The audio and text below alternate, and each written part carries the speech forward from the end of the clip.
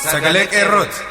Sagaleen Qeerroo torbaanitti guyyaa 3 diddaa uummata Oromoo fi saboota cunqurfamoo impaayera biyyattiin mara akkasumas shira mootummaa abbaa irree wayyaanee kan gabaasudha. Kun Sagalee Qeerrooti.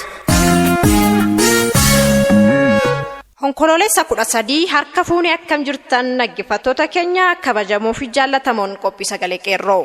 Qophiin Sagalee Qeerroo kallattiin Oromiyaa irraa isinii darbu amma jalqabee jira. Qophii waliin kan jiru an Urjii Sabaati.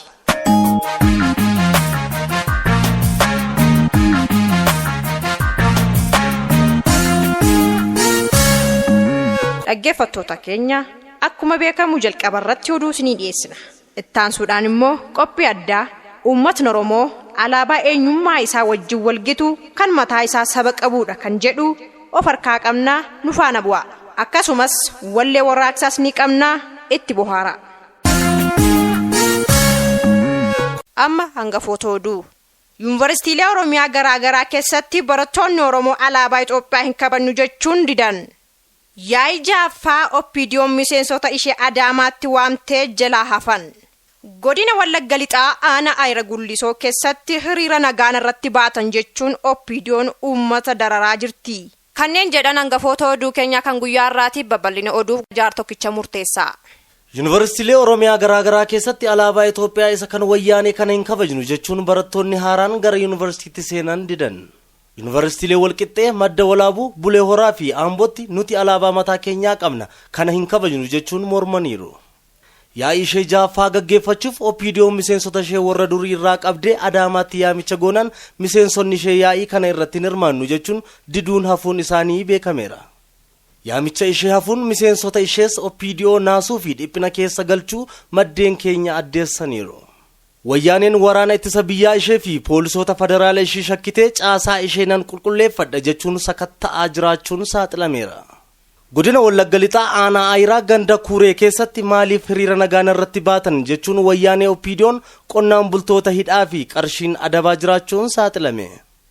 Akka gabaasaa Sagalee Qeerroo aanicharraa mirkaneessatti Duulaa Maammudii qarshii 5, Qunaasee Tafarraa qarshii 5, Bantii Yoonaas qarshii 250, Abdiisaa Kabbadaa qarshii 250, Raamaat Tasfaayee qarshii 250, Birruu Dhibbisaa qarshii 200, Dhaabaa Caalaa qarshii 200, Guutamaa Tafarraa qarshii 200, Bantii Ittaanaa qarshii 200, Gammachuu Hordofaa qarshii 200, Tafarraa Ayyaanaa qarshii 200 mana murtii gandaan kan itti murtaa'e yoo ta'u Koorsaa Gaaddisaa, Abarraa Haayilee, Jamaal Abarraa, Laggasaa Abarraa, Amaanu'eel Jabeessaa, Tsaggaayee Xilahun, Taarikuu Baqqalaa, Baacaa Dhaabaa ammoo ammallee kan murtii hin argannee fi to'annoo jalatti akka argaman beekameera. Oduun keenya har'aa kanuma qophiilee afaan waliin turtii gaarii.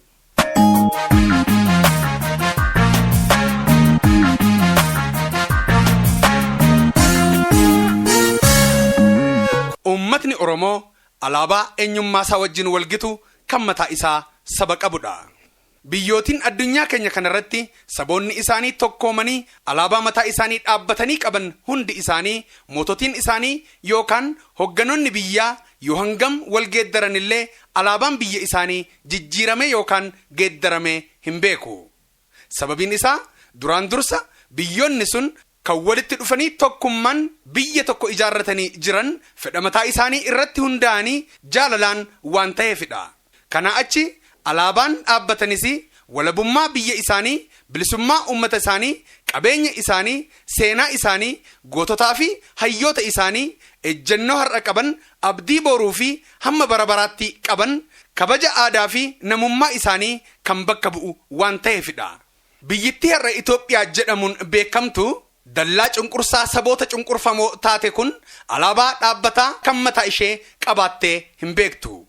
Har'as hin qabdu. Moototi habashoota kaabaa kanneen turan kanneen akka Tewoodiroosii fi Yohaannisiin dhiifne isa bittaasaa gara giddugala Oromiyaa fi biyyoota akka kibba Oromiyaa uummattoota Sidaamaa, Sumaalee, Affaar, Benishaangul Gumuzii fi kaan moototii mataa isaanii afaan qawween diigee bittaa kolonii har'a keessatti kufnee argamnuuf kan nu saaxile Minilik irraa jalqabne yoo ilaalle Minilik alaabaa garagaraatti erga dhimma bahaa ture booda alaabaan biyyattii magariisa, keelloo, diimaa ta'uu murteesse. Haayila Sillaaseen ammoo kan Minilik shaaree magariisa keelloo magariisa kana gubbaatti kan leenca masqalii yookaan fannoo baatutti jijjiire.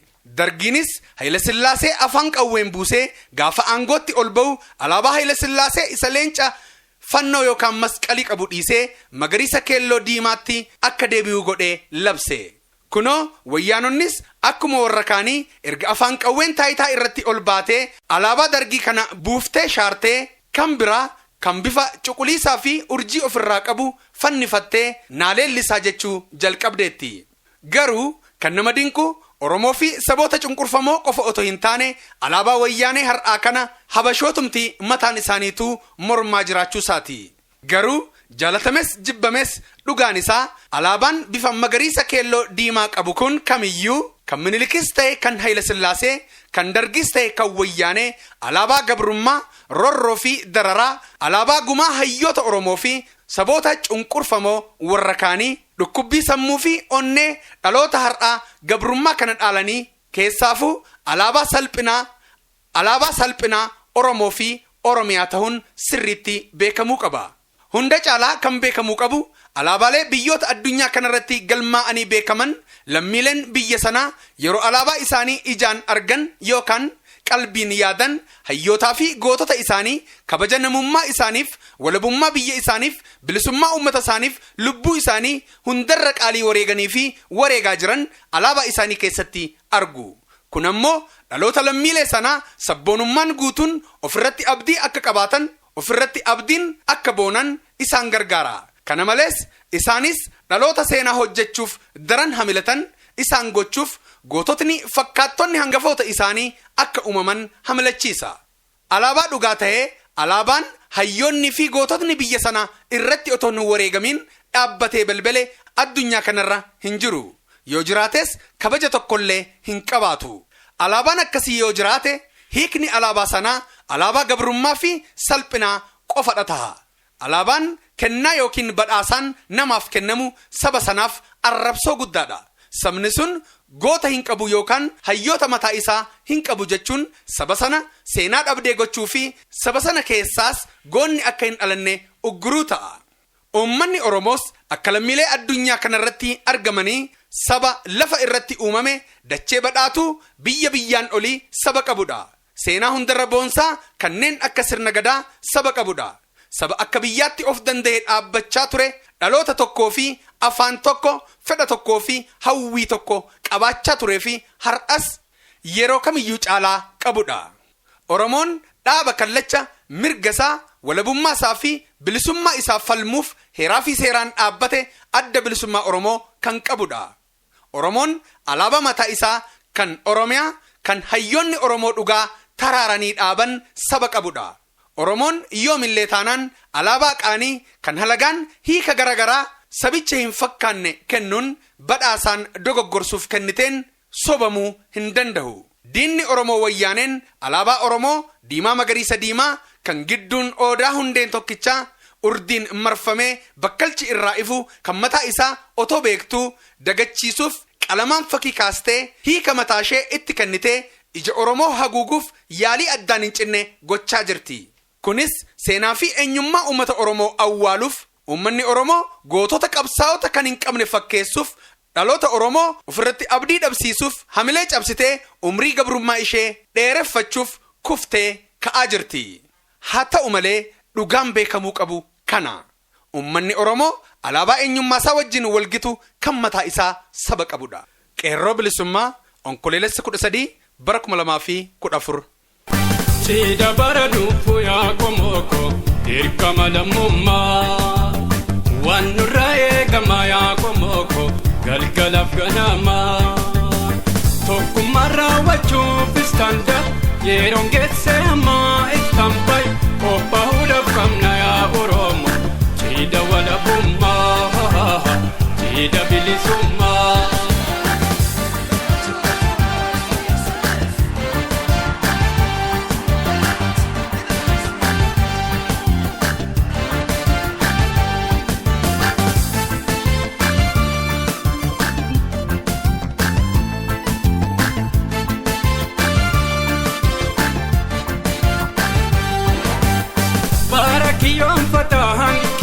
fatahan laalamiko hidda sabukaso guyyaa kanidame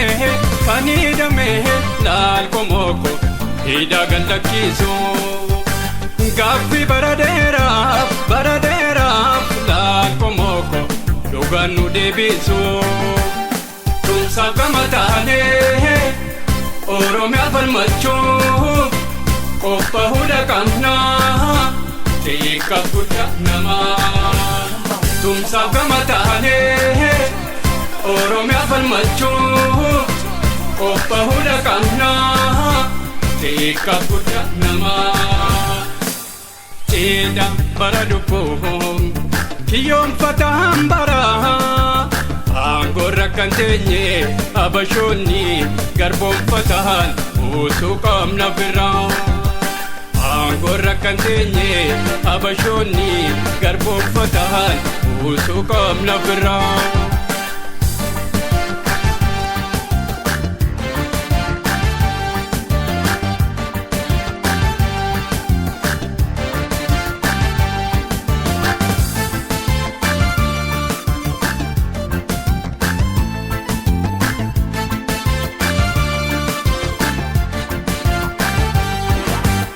Cidha bara dhufu yaa komoko dirqama lammummaa waan nurraa eegama yaa komoko galgalaaf ganamaa tokkummaa raawwachuuf istanda yeroon geesse ammaa ittaan bayi qophaa'uudhaaf qabna yaa Oromoo cidha walabummaa cidha bilisummaa.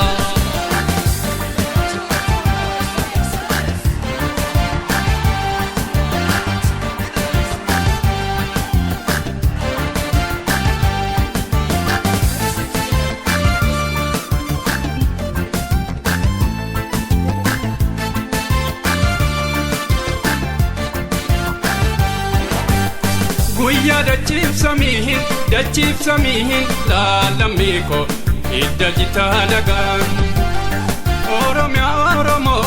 Oromoodhaaf laalamiko jette himtu dhugaan Guyyaa dachiif samihin laalamiko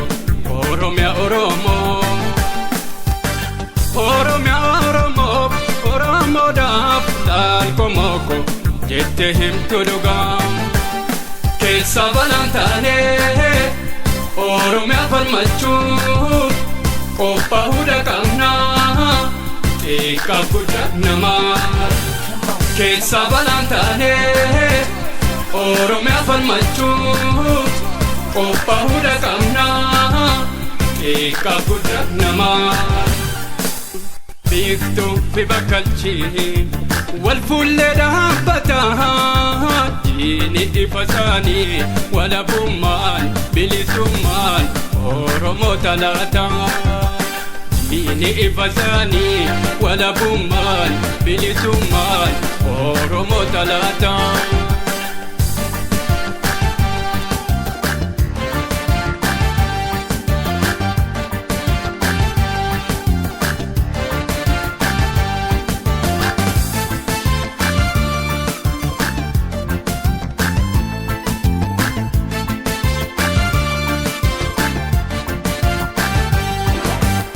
Cidha bara dhufu yaa komoko dirqama lammummaa waan nurraa eegama yaa komoko galgalaaf ganamaa tokkummaa raawwachuuf istanda yeroon geesse ammaa ittaan bayi qophaa'uudhaaf qabna yaa Oromoo cidha walabummaa cidha bilisummaa.